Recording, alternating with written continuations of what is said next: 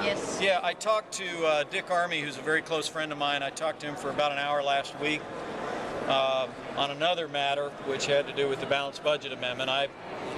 We're going to be voting tomorrow on a balanced budget amendment. There's some good ideas. Well, Greg Fennick and I had a good visit yesterday. He wouldn't tell me much about what's being unveiled, but I'm very excited about what's been done. I think it's going to help broaden the debate. We need your support. Well, thank you. What I likened it to was back in 2005 when Hurricane Katrina came to shore. This whole town said the only way we're going to pay for that is by borrowing money or raising taxes. And I was the chairman of the Conservative Caucus at the time, and we unveiled about $500 billion in spending cuts that was immediately ridiculed by the leadership at the time. But it set into motion the last deficit reduction package Congress passed. It was, you can look it up, February 2006, President Bush signed the Deficit Reduction Act into law. It was $46 billion in genuine deficit reduction, but it came because conservatives in the Congress at the time said, we can do this with cuts and reforms. And I think the Debt Commission's efforts today are going to have the same effect. You know, there's some people talking about raising taxes as a part of this select committee, and Washington, D.C. doesn't have too little of our taxes. They've got too much spending, and we do not need to be raising taxes in Washington, D.C. We need to be rolling our sleeves up and cutting spending and reforming entitlements. Yes, sir. There's $16 billion worth, I think, in these bonds being sold today. Okay.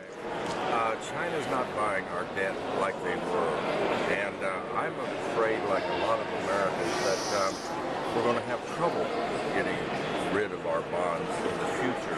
What's your feeling about that? Well, look, you look at, yesterday we passed a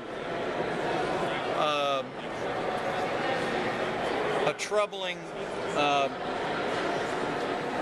threshold. We reached $15 trillion in debts on our children and grandchildren. At some point, our ability to service that debt by going to world markets and selling bonds is going to be profoundly impacted. Exactly. And that's why we have to seize this moment to not just find a way to pay the nation's bills, but we have to seize this moment to change the fiscal direction of our national government. Now that's going to take leadership, which frankly we don't have in this city today. Amen. And we don't have it in the Senate today. Amen. And I'm not making excuses, I'm just explaining. But we can hold the line on spending now. We can articulate, like we did in our budget, the kind of reforms in discretionary spending and entitlement spending that'll put us on a pathway toward fiscal solvency. But at the end of the day, it's going to take the kind of leadership, because there's simply no question that we are on an unsustainable path. Oh, yeah.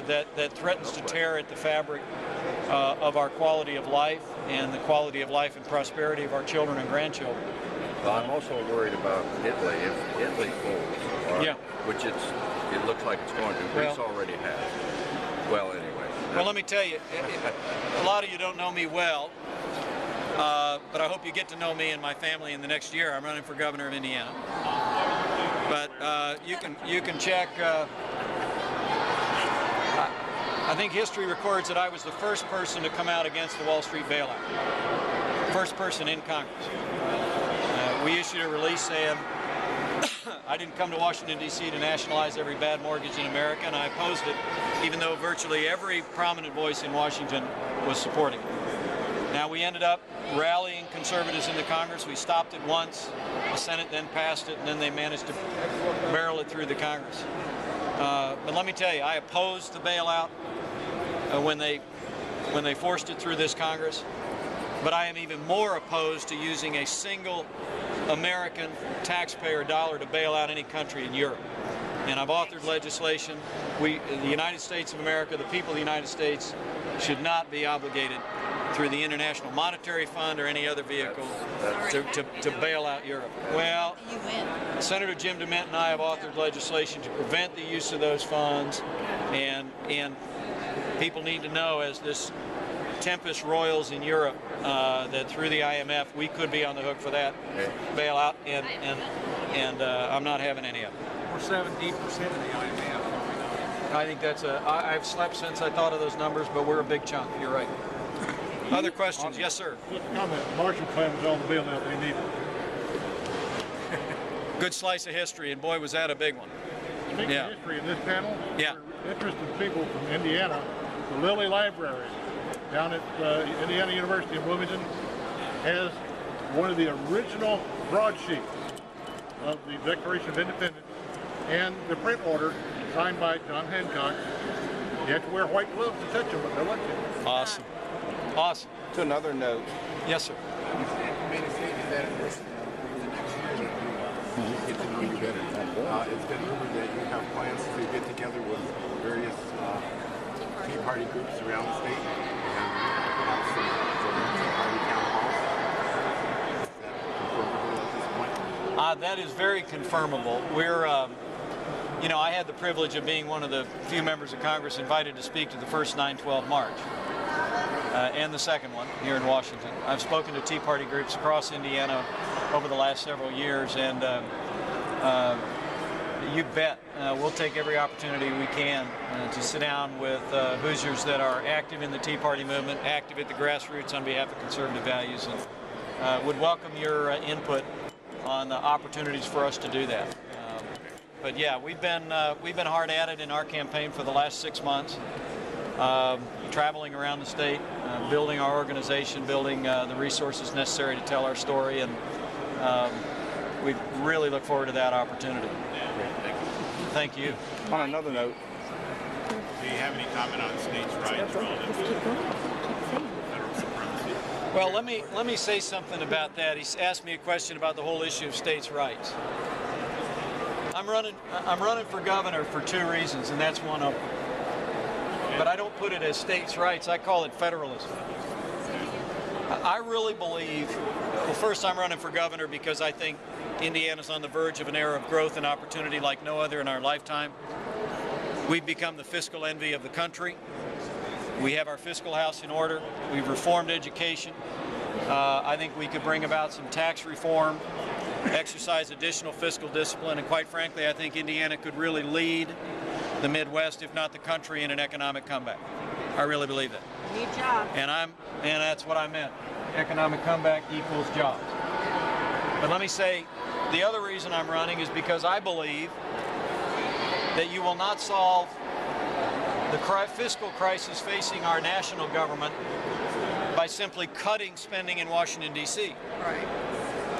You will only solve the fiscal crisis facing our national government by permanently reducing the size and scope of the federal government by restoring to the states and to the people that which is rightfully theirs under the 10th Amendment of the Constitution of the United States. Yeah. I believe this. And if you don't pass laws, federal government to the states and don't give them any money. That's exactly right. I was one of only about 50 members of Congress who fought against No Child Left Behind. 10 years ago, I opposed it because I believe education is a state and local function. We ought to send education back to the states and give them the resources, the flexibility, and turn them loose. How many people can we get rid of? Medicaid is another opportunity. I guarantee you the people in the state of Indiana and our state government could do a better job for recipients of Medicaid, a better job for taxpayers if we ran the program at the state level instead of this one-size-fits-all national program. And I'll tell you, if I have the privilege of being governor of Indiana, my everyday thought is going to be growing jobs and opportunities and educational attainment for Hoosiers, standing up for the values I believe in. My number 2 job is going to be to work with my former colleagues in this town to give back to Indiana what's ours. And I believe we have a chance to do that. I've talked to virtually all of the presidential candidates on our side about this. I've talked to the leadership. I was in the leadership here in the Congress when we won the Congress back from Nancy Pelosi. I believe we're approaching a moment where we could have renewed federalism in this country, and I hope to be some small part of catalyzing that. Alan has a question for you. Yes, sir. with the ever-growing police state, can you explain to us why you voted for the Patriot Act? Repeat the question. The question is, why did I vote for the Patriot Act? I'm more than happy to address that. but I'd like to address it in a much more thorough way than I could on my feet, standing in a crowd like this. I didn't vote for the Patriot Act, I helped write it. I was added to the Judiciary Committee a week after September the 11th for the purpose of assisting in crafting the Patriot Act. And what we did when we crafted that was essentially at its core, the Patriot Act was about tearing down the walls that existed between various agencies of the government that prevented us from preventing September 11th from happening. The extraordinary thing that we found in after-action analysis of September 11th was there were elements of our domestic law enforcement, elements of our international security, elements of Justice Department that had pieces of this puzzle, but they couldn't share it with one another. And so the primary function of the Patriot Act was to reorganize the ability of institutions from the Justice Department to local law enforcement to the CIA to be able to communicate in the event that there's actionable intelligence to prevent the enemies of this country from killing Americans. That was the objective. I believe we achieved that objective. I don't believe the fact that we have managed to go 10 years without a major terrorist event on our soil is an accident. I think it's been a combination of modernizing the communication between our various security elements in this country, and quite frankly that we've leaned into the fight against the enemy. That we said basically to countries, if you support terrorists or if you harbor terrorists, we're coming your way. And we've seen our way through to that beginning in Afghanistan and beyond. And I think ultimately the combination of those reforms has contributed to our security. Now, we added sunsetting provisions to many elements of the Patriot Act. I've supported those sunset provisions and will continue to. Getting extended. Well, they extended on the basis of information that we're given, some of which is classified, about the nature of the threat facing the country. Now, let me be clear with you. Leadership is about making choices. It's about taking the information that you have and being willing to stand up and be counted. It's about keeping your word, but it's also about being willing to stand up and do what you believe is right and in the interest of preserving the safety and security and liberty of the American people. So, but if you were to drop me a note, I would send you probably not more than you would want to read on the Patriot Act, but it would maybe be stuff you haven't read before about both how we wrote that bill. All I know is that and the information that precipitated now an out-of-control bureaucracy that isn't even enforcing our border to the south. Well, let me say that I have been a strenuous supporter of border security, border integrity, but Department of and Homeland continue Security to be. will not Right. support those efforts. Well, we've got a lack of leadership in this city. There's no question, no argument. But I know that the Patriot Act is an issue for some. Does it need to be cleaned up? And I accept that. I think we need to continue to reevaluate elements of that based upon the threats that we know about are facing our country. And but I do want to say that the broad brush criticisms of what I helped to draft and others did 10 years ago, I think does not take into account why September 11th happened.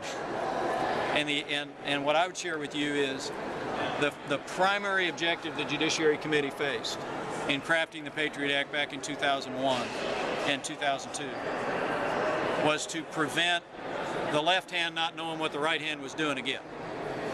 I mean, you had the FAA that was aware some guy was taking flight lessons in the upper Midwest, and he said, "I don't need you to teach me how to land." They knew that. They all thought that was kind of strange. You had other data points that other agencies had, but nobody could talk to each other because of existing law that prevented those agencies from communicating with one another. I really do believe, and I don't just believe it, I happen to have information and know that opening up that flow of information between those agencies has saved lives. in the last 10 years.